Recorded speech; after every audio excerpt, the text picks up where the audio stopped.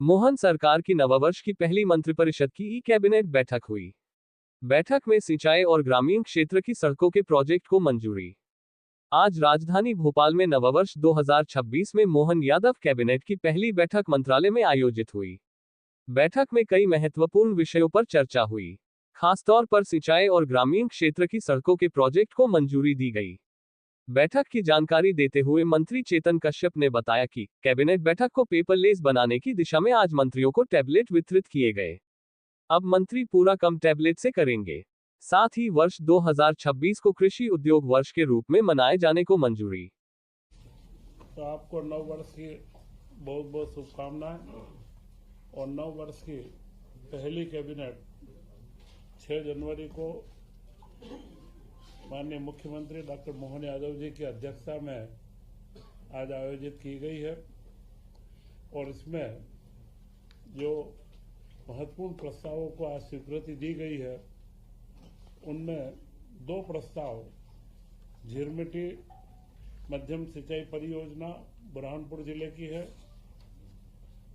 जिसकी लागत 922 करोड़ रुपए की है और जिससे 17,700 हेक्टेयर भूमि में सिंचाई होगी। दूसरी परियोजना बुरहानपुर जिले में ही नेपानगर की है जो नेपानगर विधानसभा में आती है। इसमें 1676 करोड़ की योजना है और 34,100 हेक्टेयर भूमि में इसकी सिंचाई होगी और 22,600 कृषक परिवारों को इसका लाभ होगा। इन दोनों योजना का महत्वपूर्ण जो परिणाम निकलना है, यह दोनों योजनाएं 2 विधानसभा क्षेत्रों की है और आदिवासी अंचल की है। सारे आदिवासी बंधु इससे लाभान्वित होने वाले हैं और बुरहानपुर जिला सिंचाई के मामले में मध्य प्रदेश में अभी 41वें नंबर के ऊपर है। तो बुरहानपुर जिले में सिंचाई की वृद्धि हो, इसके लिए महत्वपूर्ण योजनाओं की स्वीकृति दी गई है। इसी के साथ में नर्मदा घाटी विकास प्राधिकरण के तहत जो हमें नर्मदा का पानी 2028 तक अब हमें लिफ्ट करना है, उसके लिए जो हमारी परियोजनाएं चल रही है वे अभी परियोजना प्रारंभ कर दी गई थी। इसमें एक परियोजना है नर्मदा शिप्रा बहुउद्देशीय परियोजना जिसकी लागत 2489 करोड़ 65 रुपए है और एक योजना है बदनावर माइक्रो लिफ्ट इरिगेशन योजना जो 1520.92 करोड़ रुपए की है। इन दोनों योजनाओं को अब Narmada basin project company limited को हस्तांतरित कर दी गई है और जो अभी तक राज्य शासन ने इन दोनों योजनाओं में खर्च करा है वो उस कंपनी की अंश पूंजी के रूप में कन्वर्ट किया जाएगा। इसका लाभ ये होगा कि इसके बाद में इसका मेंटेनेंस और इससे जो रेवेन्यू प्राप्त करना है और वह सारा मॉडल यह कंपनी इसको पूरा मेंटेन करेगी और इसका जो उच्च दाब जो लिफ्ट इरिगेशन में मेंटेनेंस एक महत्वपूर्ण पार्ट होता है तो वह कंपनी इसका पूरा मेंटेनेंस करके और उस पूरे क्षेत्र के किसानों को इसका बराबर समुचित लाभ इसका प्राप्त होगा। इसी के साथ में ग्रामीण सड़क विकास प्राधिकरण का सबसे बड़ा जो कार्य था, इसमें आदिवासी न्याय महाअभियान जो प्रधानमंत्री नरेंद्र मोदी जी का एक सबसे महत्वपूर्ण प्रकल्प है पीएम जनमन योजना।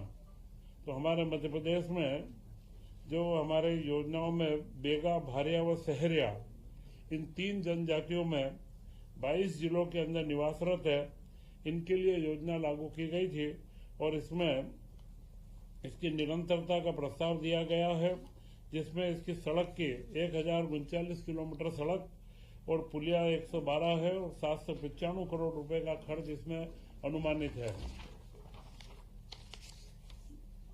इसी तरह मध्य प्रदेश ग्रामीण सड़क विकास प्राधिकरण की जो वर्तमान योजना चल रही है उसे अगले 5 साल तक 2026 से 31 तक निरंतरता दी गई है जिसमें अनुमानित व्यय 17,196 करोड़ रुपए है और करीब करीब 20,000 किलोमीटर की नई सड़कों का निर्माण व 1200 नई पुलों का निर्माण इसके अंदर किया जाएगा।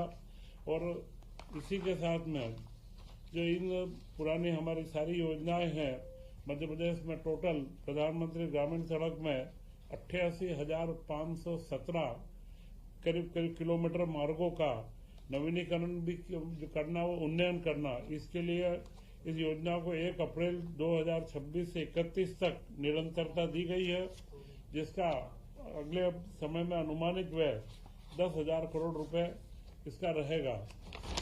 इसी के साथ में आज कैबिनेट के अंदर सभी मंत्रियों को टेबलेट वितरित किए गए हैं और अगले 2 कैबिनेट के पश्चात पूरा कार्य के टेबलेट के माध्यम से किया जाना प्रस्तावित है। और मुझे लगता है कि यह जो प्रयोग है, यह प्रयोग देश के कुछ ही प्रांतों में प्रारंभ हुआ है, उसमें मध्य प्रदेश अग्रणी प्रांत होगा। मुख्यमंत्री डॉक्टर मोहन यादव जी के नेतृत्व में जो हमने 2025 का वर्ष उद्योग एवं रोजगार वर्ष के रूप में मनाया है, अब अगला 2026 का इस वर्ष को कृषि उद्योग के, कृषि के विकास के लिए मनाया जाएगा। YouTube पर जाकर चैनल को सब्सक्राइब करें, लाइक करें और खबर को अधिक से अधिक शेयर करें और बेल दबाएं।